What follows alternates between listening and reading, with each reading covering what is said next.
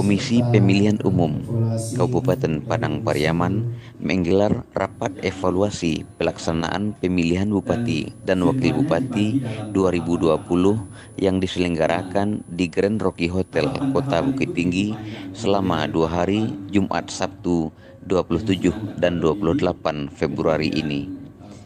Rapat yang merupakan penutup dari serangkaian Pilkada 2020 dihadiri oleh seluruh pemangku kepentingan terkait, unsur Forum Komunikasi Pimpinan Daerah Padang Pariaman, organisasi massa, dan wartawan yang bertajuk evaluasi.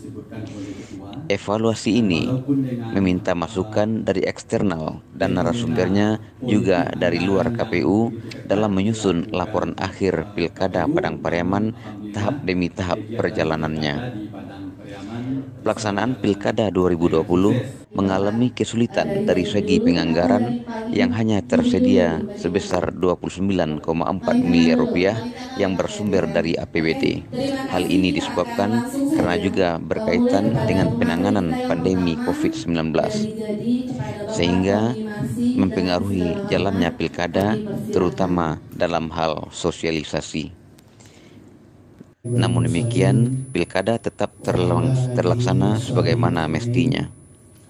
Rapat evaluasi digelar bersamaan karena sudah dilantiknya Gubernur, Wakil Gubernur Sumatera Barat, dan Bupati, Wakil Bupati Padang Pariaman. Samsul Bahri, Minangkabau TV, Bukit Tinggi, mengabarkan.